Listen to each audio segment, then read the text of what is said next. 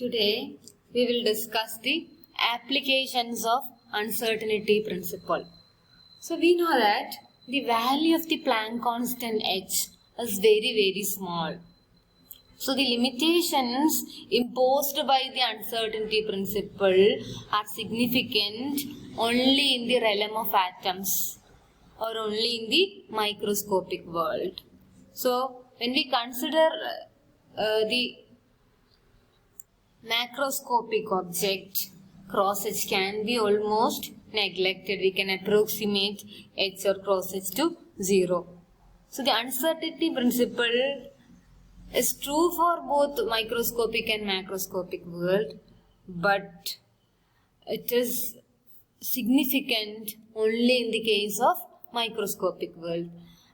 So in the case of macroscopic world, we can almost neglect it. But in the case of macroscopic world, the uncertainty principle is of great help in understanding many physical phenomena.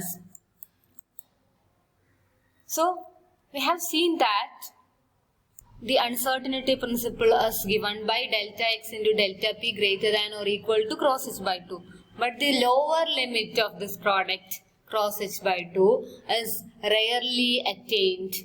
The lower limit of delta x into delta p is rarely attained. So we can even take delta x into delta p greater than cross h.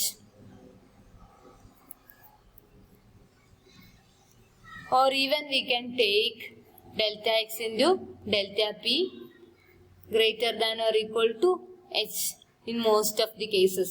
കാരണം ബാക്കി ഇൻസ്ട്രുമെന്റിൽ ബാക്കി errors എല്ലാം ഉണ്ടാവും. ഈ lower limit മിക്കവാറും attain ചെയ്യില്ല. പക്ഷെ നമ്മൾ പ്രോബ്ലം ചെയ്യുമ്പോൾ നമുക്കറിയാം ഇനീക്വാലിറ്റി വെച്ചിട്ട് പ്രോബ്ലം ചെയ്യാൻ പറ്റില്ല, ഈക്വാലിറ്റി വെച്ചിട്ടാണ് ചെയ്യുക.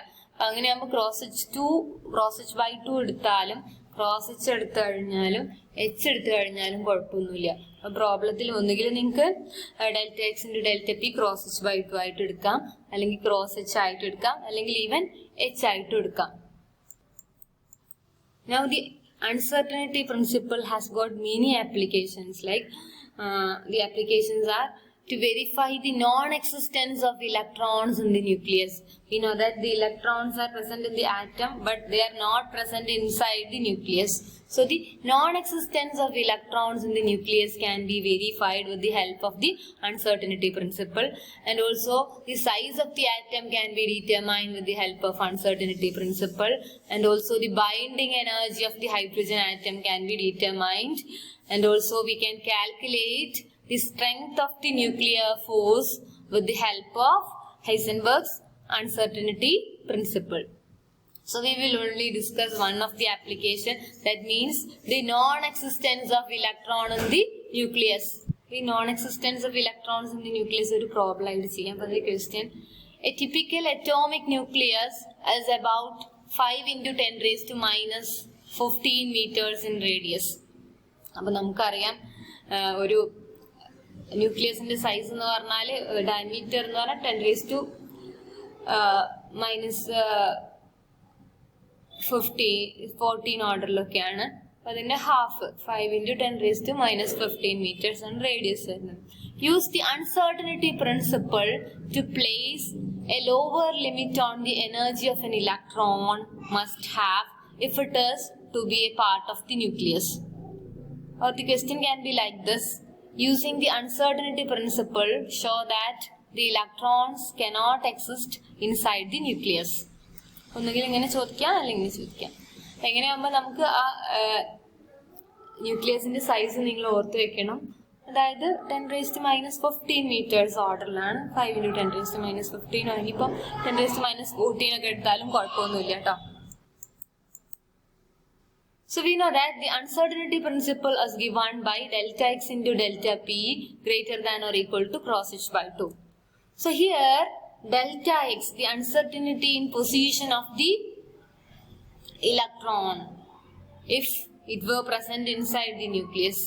അപ്പോൾ നമ്മൾ ന്യൂക്ലിയസിലാണെന്ന് അസ്യൂം ചെയ്യുക, അപ്പോഴുള്ള അൺസർട്ടനിറ്റി ആണ് കേട്ടോ. എന്നിട്ട് നമ്മൾ ഈ സ്റ്റേറ്റ്മെന്റ് ട്രൂ അല്ല എന്ന് പിന്നെ വെരിഫൈ ആണ് ചെയ്യുക.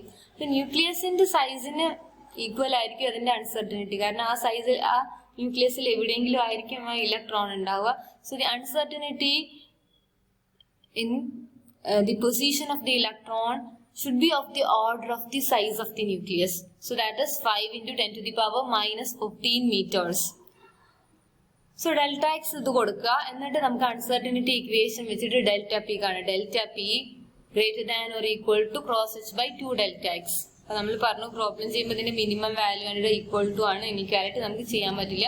So delta p is equal to cross H by 2 delta x. ഇത് സബ്സ്റ്റിറ്റ്യൂട്ട് ചെയ്തിട്ട് ഡെൽറ്റ പിയുടെ വാല്യൂ കണ്ടുപിടിക്കാം. അപ്പൊ അത്യാവശ്യം ഒരു വാല്യൂ ഉള്ള ഒരു ഡെൽറ്റ പി നമുക്ക് കിട്ടും. ഏകദേശം നിങ്ങൾക്ക് ക്രോസ് എച്ച് ബൈ 2 ഇടാം, ക്രോസ് എച്ച് ഇടാം, എച്ച് ഇടാം എന്നൊക്കെ പറഞ്ഞു. അപ്പൊ അതിനനുസരിച്ച് വാല്യൂവിൽ ചെറിയ ചേഞ്ച് ഉണ്ടാവും. പക്ഷെ ഏകദേശം 10⁻⁻20 19 ആ ഓർഡർ 10⁻⁻19 ഓർഡറിൽ ഡെൽറ്റ പി കിട്ടും. So this is the uncertainty in momentum of the electron. So the momentum of the electron should be comparable to this delta p. കാരണം മൊമെന്റം അല്ല നമ്മൾ കാണുന്നത് ഡെൽറ്റ പി ആണ്, പക്ഷെ മൊമെന്റത്തിന്റെ വാല്യൂ ഏകദേശം ഡെൽറ്റ പിക്ക് ഈക്വൽ ആയിരിക്കും, approximately equal to delta p. So we assume that the momentum p itself must be at least comparable in magnitude of delta p. അപ്പൊ ഡെൽറ്റ പിയുടെ വാല്യൂവിന് ഏകദേശം ഈക്വൽ ആണെന്ന് നമ്മൾ അസ്യൂം ചെയ്യുന്നു. So p approximately equal to delta p. അപ്പൊ പിയുടെ value നമുക്ക് കിട്ടി, ഡെൽറ്റ പിയുടെ വാല്യൂ തന്നെയാണ്.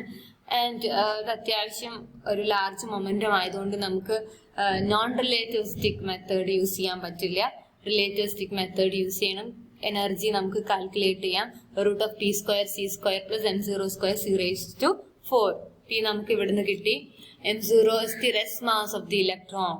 And therefore, we can find the kinetic energy of the electron as total energy minus rest energy, E minus m0 c². E is found using this equation. And you please calculate this value of kinetic energy and convert it into electron volt. അപ്പോൾ നമുക്ക് value കിട്ടുന്നത് ഏകദേശം 1 million electron volt റേഞ്ചിലാണ്. 20 million electron volt കിട്ടാം. Cross by 2 ഇട്ടാൽ ഒരു value ആയിരിക്കും. Cross ഇട്ടാൽ നിങ്ങൾക്ക് ഇഷ്ടമുള്ളത് ഇടാമെന്ന് നമ്മൾ പറഞ്ഞു. ക്രോസ് ഇട്ടാലും കുഴപ്പമില്ല, എച്ച് ഇട്ടാലും കുഴപ്പമില്ല. So it's of the order of million electron volts. So that you have to remember. So the kinetic energy of the electron should be of the order of million electron volts, 10 million electron volts, if the electron were present inside the nucleus. If the electron is a part of the nucleus, the kinetic energy of the electron should be of the order of a few million electron volts.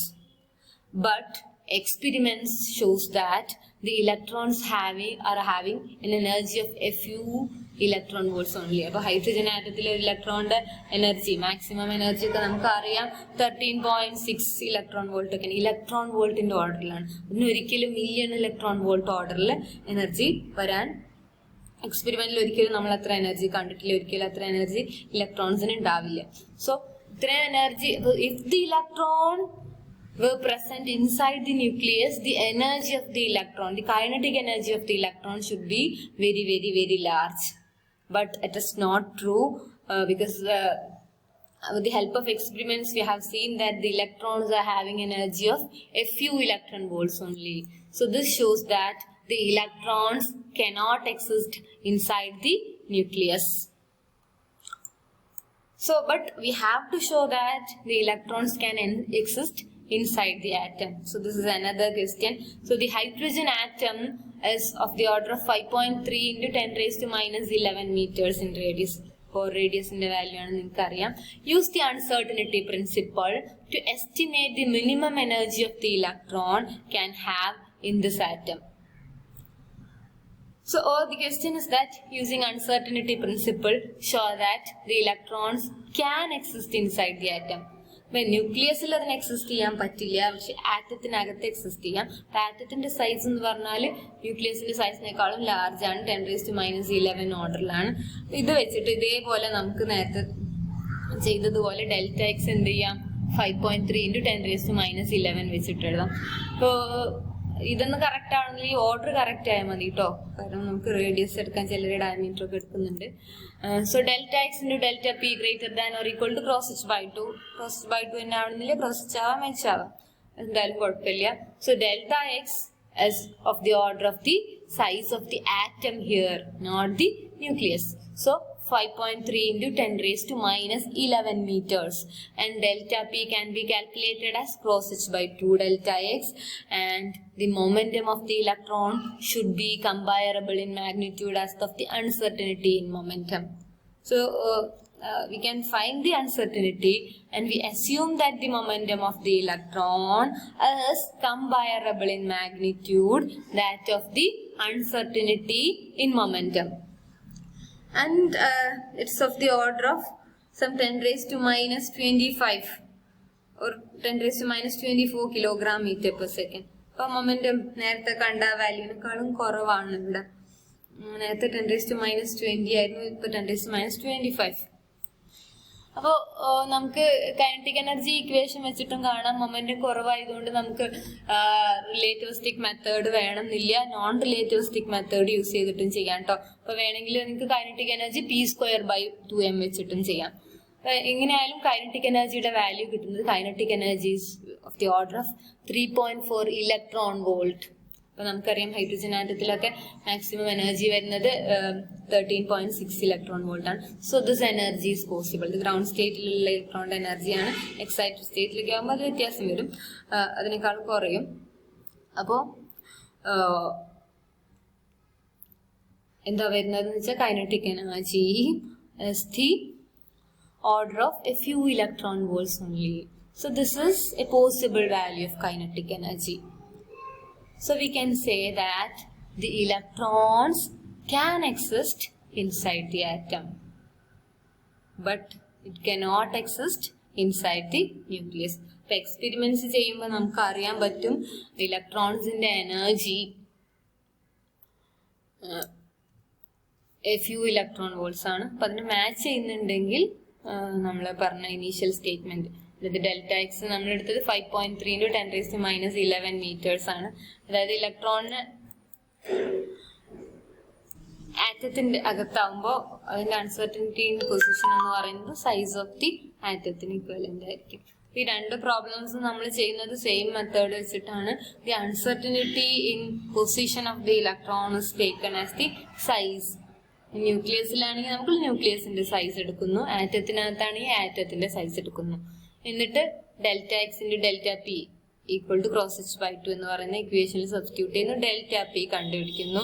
Delta P കണ്ടു കഴിഞ്ഞാൽ the actual momentum of the electron should be comparable to this uncertainty എന്ന് പറയുന്ന ഒരു argument. അത് വെച്ചിട്ട് P കാണുന്നു. P അറിയാമെങ്കിൽ നമുക്ക് കൈനറ്റിക് എനർജി കാൽക്കുലേറ്റ് ചെയ്യാം. അപ്പൊ പി ഹയർ വാല്യൂ ആണെങ്കിൽ നമുക്ക് റിലേറ്റിവിസ്റ്റിക് മെക്കാനിക്സ് വേണം. പി ലോവർ വാല്യൂ ആണെങ്കിൽ നമുക്ക് റിലേറ്റിവിസ്റ്റിക്കോ നോൺ റിലേറ്റിവിസ്റ്റിക്കോ യൂസ് ചെയ്യാം. അപ്പൊ അവിടുന്ന് കൈനറ്റിക് എനർജി കാണുന്നു. അപ്പൊ കൈനറ്റിക് എനർജി ഹൈ വാല്യൂ ആണ്, മില്യൺസ് ഓഫ് ഇലക്ട്രോൺ വോൾട്സിന്റെ ഒക്കെ ആണെങ്കിൽ അത് നമുക്ക് എന്ത് ചെയ്യാൻ പറയാം, അത് എക്സ്പെരിമെന്റലി പോസിബിൾ അല്ല. അപ്പൊ നമ്മൾ പറഞ്ഞ ഇനീഷ്യൽ ആർഗ്യുമെന്റ് ഫോൾസ് ആണെന്ന് പറയാം. ഇനി kinetic energy few electron volts ആണ് കിട്ടുന്നതെങ്കിൽ ഓക്കെ, നമ്മൾ പറഞ്ഞത് എക്സ്പെരിമെന്റലി നമുക്ക് ഒബ്സർവ് ചെയ്യുന്നതാണ് ഫ്യൂ ഇലക്ട്രോൺ വോൾട്സ്. അപ്പൊ നമുക്ക് നമ്മൾ പറഞ്ഞ അതായത് ഇനീഷ്യൽ ആർഗ്യുമെന്റ് എന്ന് പറഞ്ഞപ്പോൾ delta X 5.3 into 10 raised to minus 11 എടുക്കുന്നില്ലേ. 10 raised to minus 11 എടുക്കുക എന്ന് പറഞ്ഞാൽ ആ ഇലക്ട്രോൺ ആറ്റത്തിനകത്താണ് ഉള്ളത് എന്നുള്ള ആ ആർഗ്യുമെന്റ് അത് ട്രൂ ആണെന്നും പറയാം. അപ്പൊ ന്യൂക്ലിയസിൽ ഇലക്ട്രോൺ ഒരിക്കലും ന്യൂക്ലിയസിൽ ഉണ്ടാവില്ല, ആറ്റത്തിലാണ് ഉണ്ടാവുന്നത്. നമുക്ക് ഓൾറെഡി അറിയാം. അപ്പം നമ്മൾ അൺസർട്ടനിറ്റി പ്രിൻസിപ്പിൾ യൂസ് ചെയ്ത് വെരിഫൈ ആണ് ചെയ്തത്. ഓക്കെ.